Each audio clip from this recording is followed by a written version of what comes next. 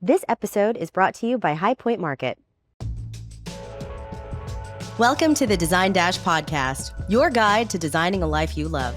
Join us as we explore the keys to living the life you want without compromise.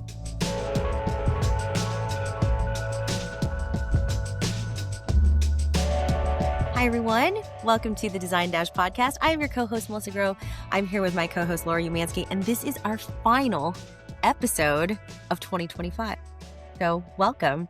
We've decided to take the time today to just discuss what did we do this past year? Who have we interviewed? What did we love? What really challenged us? What taught us, or who taught us something new? So Laura, what was one of your big takeaways from this year? I mean, I was just looking back to even remember what we did, because I don't remember last week, much less January of 2025. We've talked to a lot of really amazing people this year. Yeah. So, first of all, thank you to everyone that joined us as a guest, and also to all of you for listening. I think, man, that's a big takeaway. That's huge that someone's actually listening to this in the first place. But really, just every single person that we interviewed is someone that has inspired me in one way or another through, making big life leaps, whether it's, moving across the world to a new place, or tackling a new business, or, I don't know, exploring some sort of creative avenue that's new for them. It's just been really inspiring to talk to the women that have, and men, mostly women, that have joined us on the podcast. What about you? What's your big takeaway? Like, I think, I mean, I don't know. This might have been my biggest takeaway from last year too, but just how much risk goes into having your own business, and I think how much Mm, trust and confidence you have to have in yourself in order to make it successful. I know that one of our most listened to podcasts, and I think one of the ones that we probably could have done 5 hours on was Jamie Young. And I think it's so great mm, to see designers that, I've only ever really seen either their stuffs in our studio or I'm just seeing them on the website. And now I got to speak to her, and we got a personal tour from her at High Point. And so I felt like I really just got to get a full picture of the design process for her. And she really just, I think, provided a lot of deep insight into having a business and build a timeless brand, because she's been around a while. And one of the things that I really took away from her conversation was, yes, there's a lot of risk involved, and there's a lot of confidence that you have to have in yourself. But she was very sincere about building a really strong team around her. And she said, I'm so successful because I was able to identify all my gaps and find people who knew how to do that for me. And I think it shows. I mean, obviously she's fantastic, but just the brand all around is great. yeah, I agree. I think it's interesting that you start with that with Jamie Young's, because she's a product designer. Yeah. And so I'm really curious about that too, because I'm not a product designer. I have no idea. I mean, now I do because I've talked to Jamie. And so I get kind of a behind the scenes look. But also, I think the conversation with Libby Langdon was really insightful too. And she is also, I mean, she's an interior designer, but she's also a product designer. And so just hearing that journey from start to finish of developing a new product line is so interesting to me. I mean, it's similar, I think, to the design process of a home, right? But it sounds very challenging, and you have to have the right partners. Yeah. Well, it's not just one client, it's hundreds of thousands of people that have to somehow satisfy. I think there's a lot of Right. pressure there.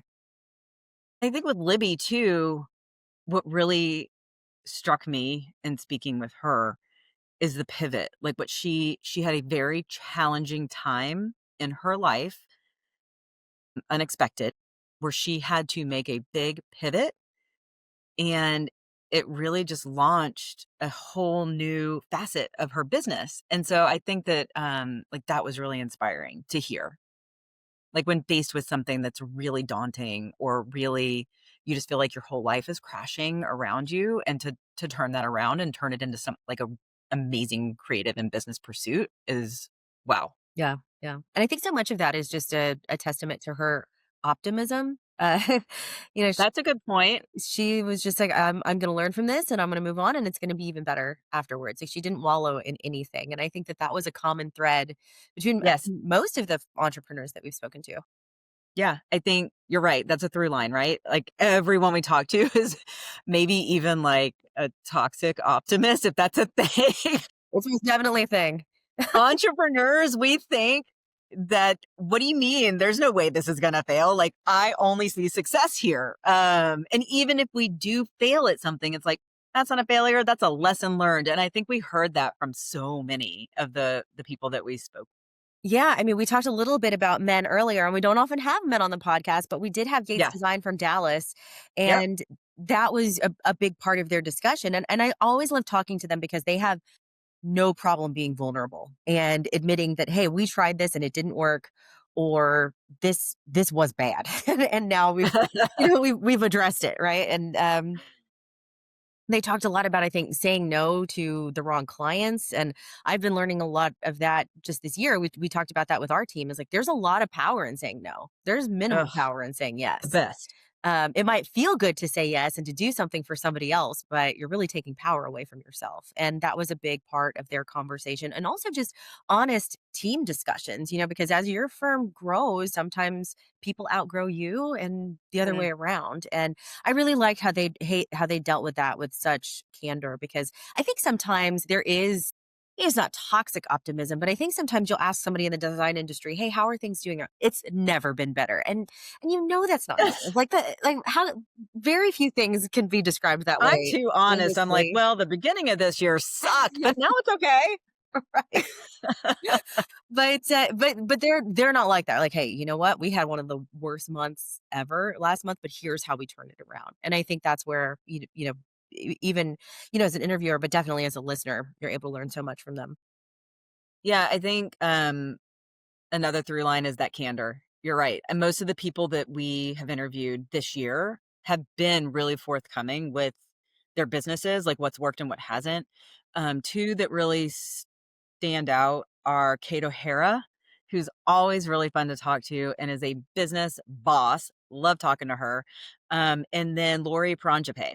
Those two both they're in different parts of the country, but they are both running really robust firms, and I loved speaking with them because they're different. They're very different. But they are very strong in how they approach their businesses and their processes. And so those were fun conversations. Yeah, yeah. I love both of them. I mean, Laura really brought it's something to us because we always talk about hourly billing, and she's like, "Oh, I don't do that. I do fixed, and it's fine for me, and it's great." And so I love to see even just our own notions of how to do things be challenged and to see her do it in such a successful way. And she was just very no nonsense about it. She's like, "This is what I tell my clients, and if they don't like it, maybe they're not the client for me." And I think that Yeah. that's such an important thing to think about in a service industry.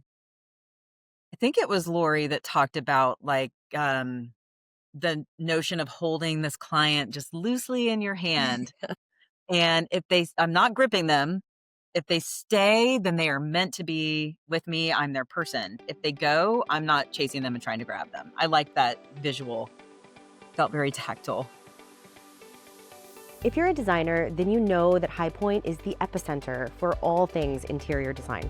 All your favorite furniture vendors are there, your favorite designers, manufacturers, tastemakers, trendsetters.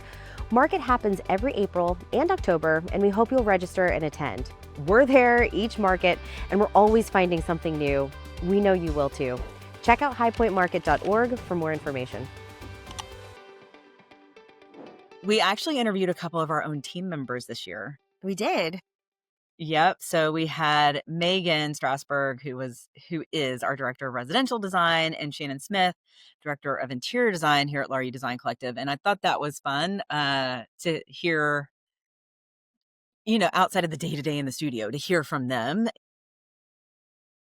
Yeah, what was your take on that? Well, Because I it's didn't get kind to of weird interview to interview Shannon. people that you speak to every day. I wasn't here to interview Shannon, but hers was actually one of the most listened to podcasts of the entire year. And so I think people really want to see that behind the scenes of working in a really large firm and the opinion of somebody who isn't the business owner, right? Because I Yeah, think that there's a true. different perspective there. Yeah, that is true. We did speak to a lot of business owners. I'm looking back right now, like, physically scrolling through all of the podcasts that we hosted this year. Um, we had Aaron Stetzer, who is a builder, high-end builder here in Houston, and so that was a really fun one for me. I love hearing from her because she is so process-oriented, and she is super high touch with her team and her clients, and she also puts it all out there because she films so much. She has such a huge, social media following, and she just lays it all out there. Yeah. So I love that she's instructive. For me, that's interesting. She just is exactly the kind of person that you wanna work with. I have a little anecdote about Erin Stetzer. The first time that I ever worked with her, I'd maybe been working with you, I don't know, less than a year, and this was one of the first photo shoots that I'd ever managed, and it wasn't going well. And we had just hired a marketing associate, and she ends up breaking one of the sliding doors because she yanked on it really hard. Well, I don't even know this story. And I was like, this is a problem. It was a repeat client and a wonderful client. And of course, this is the first photo shoot that I'm ever managing. It's also this girl's first day, and she's like, "Yeah, I think I just yanked it too hard." Well, I contacted Aaron's team. They're like, "No problem. We'll be out there right now." They were out there in less than 15 minutes. They had it fixed. Client never knew, never had to talk about it. I was I didn't know. shooting bullets for about 20 minutes, and then it was done. It was taken care of. And I just thought that's exactly how it should be. No freaking out because I was freaking out. So she was able to calm me down and send Yeah, somebody right then and there. no problem, I'll handle it. Yeah. Yeah, it's a yes person. Yes, I love that about her. She's amazing. My favorite people to work with are like that. Like, yeah, no drama. It's like, "Oh my god, what did you do?" Yes, I loved his grace under pressure. Like, we both understood that it was a serious issue and we both wanted to fix it, but she wasn't freaking out, and I really needed that at that moment. We also had some good kind of behind the scenes insight from the president of High Point. Yes, yeah. Yes, so that was really I thought that was really cool.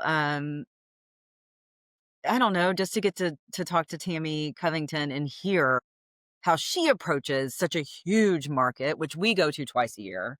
So many people go to, but we are seeing it from a completely different perspective than Tammy. And so I thought just listening to her speak and then how, and this is probably true with everyone we talk to, but how um, grounded they are in their work. So she rides the red line or whatever, the buses that take you all over High Point and just listens to the people around her speaking. That really, I was like, oh my God, she's in there eavesdropping.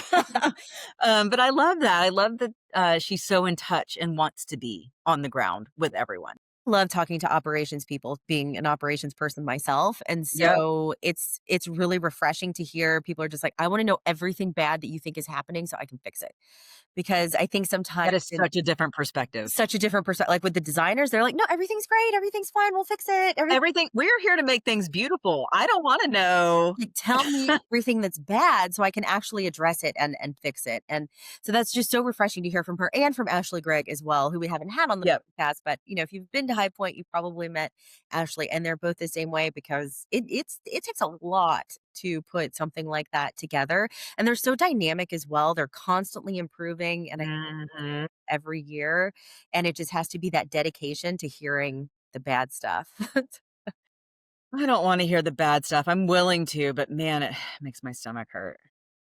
So, along the line of constantly improving, what do you think we improved the most this year? Oh, man, Put you on the question. spot. Um, I mean, I think well, see, my job is so tactical, so it's not going to be a big flowery thing, but I think we got really good at reporting and having insight into what we do. We'd been so process driven for a couple of years, just thinking about and that was the constant improvement, right? Is trying to improve this process. Well, you get to a point of diminishing returns of where I don't need to improve Right. this process anymore. Like, It's enough. really okay. Like now we just have to let it work. And so I think it was really just getting good at maintenance, not doing anything new and flashy and like, ooh, that's exciting. Let's go do that. But Thank hey, God. let's get more accurate pictures of where we are, being okay with where we are and how we can discuss that. So I know that's not sexy in any way, but maintaining is really important. No, I agree. And I think so many years in building this business, I've been of the mindset, like, if I'm not pushing and growing and getting bigger and doing all these different things just for the sake of doing, then I'm gonna fail somehow. Like, I've got to push forward in a big way or I'm gonna fail. That's probably my own trauma and needs therapy. But anyway, I feel really good about this year too. I feel like we got really strong because of all of the things you just said. I think we got stronger.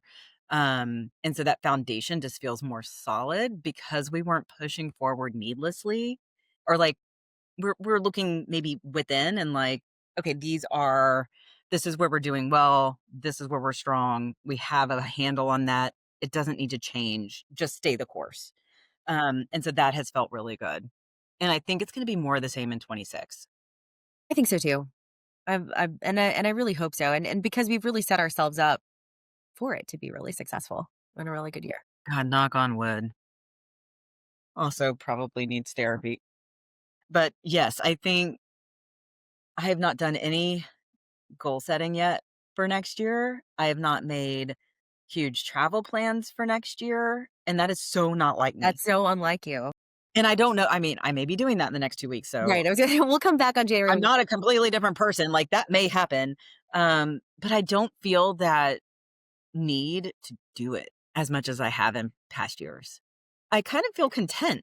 What the hell's up with that? That's good. I mean, that's a good way to feel. No. The only goal that I've made for myself next year is so I read 50 books this year and I want to read 60 Mhm. next year. And that's it. Okay. That's Okay. That's great. I love it. Yeah, I got nothing. I got nothing. I think I'm gonna stay the course. I feel really good about this year. I did. Yeah, I feel good. So unless things start burning down around me, which they could, which I'm gonna stay aware, not vigilant, not crazy, yeah. just aware, just aware. No, I feel good about next year. Like, I love our team. I love our clients. Love this podcast. It's pretty fun. Let's keep going. I'd love to know from everyone listening who you'd want to hear from as a guest next year. Yeah. So That's send it. us a DM. I've really liked our guests that weren't designers. I mean, of course, because I'm not a designer. So, I mean, one of our most recent ones was Elise Arnaud Miller, and we talked about art. I Yes. really loved that podcast. I Jane Dagmy as well. I mean, anytime that like we can focus a little bit maybe on the marketing or the storytelling or some of the stuff that's tangential to design, I always feel like I'm learning something new because people always have weird paths to get to where they are. And I right. love to understand I that journey know, that it's they so got there. true. I love the weird paths. Yeah, I do. We also talked Luann Nigera into coming on and being a guest. So on the flip side, because she's normally the host. So she's always a lot of fun. Speaking of someone that's not a designer. That's right. Yeah, so that was a fun one too. Um, yes. Okay, so maybe more non-design designer podcast guests next year. Mhm. I don't have a list. I have no list. I don't either. I don't, and Shit, Melissa, I need to get my act together. you're living Now like I'm me now. It's just like, just however it goes. Just let the wind take me. kind of okay with it. I'm kind of okay, My anxiety which is can't take anything else. So that's just a health necessity at this point. oh, see, I don't I'm feeling good. There's no anxiety here. I'm okay. Although talk to me in 2 weeks, I'm probably gonna be like, now I have everything planned until 2028." We'll see how that goes. No, but I feel like we had some really good guests this year. Like some great conversations. Um, yeah, I felt inspired by some of them. Like maybe like Carolyn Rods, I'll move to Spain, Ugh, yeah. She's doing it right. buy a monastery, renovate.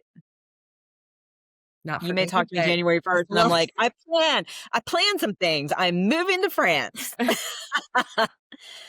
Actually, that sounds kind of nice. Maybe I just made a plan. There you go. Um, yeah. So, I mean, I don't have much else. I really just wanted to take a look at our year. We did a lot this year. I think we had about 40, Yeah. roughly 40 podcasts. Pretty damn good. I know. I think we're coming up on our 100th episode soon. I'm Really soon. I'm impressed. Oh yeah, by mid next year we will be at 100. So keep listening. Please kick anyone that you would like to hear from over to us and we will interview the hell out of them. That's all I got. I'm excited for 26. I've been in 2026 mindset for like 2 months now. So No, I'm excited for like right now. I can't wait for Christmas. I'm excited for break. Like I'm gonna have the best 2 weeks. Uh, okay. Well, we're gonna talk to you in January and see what you did. Hopefully not a lot of nothing. I hope everyone here has a wonderful holiday and cheers to a new year. And we will see you in 2026. Yeah. Happy New Year, everybody. Thank you for listening. Make sure to check out our next podcast, coming live next week on Spotify, Apple Podcasts, or wherever you get your podcasts. In the meantime, you can find us and more wonderful stories like these on designdash.com. And make sure to follow us at Design Dasher on Instagram and TikTok. Till next time.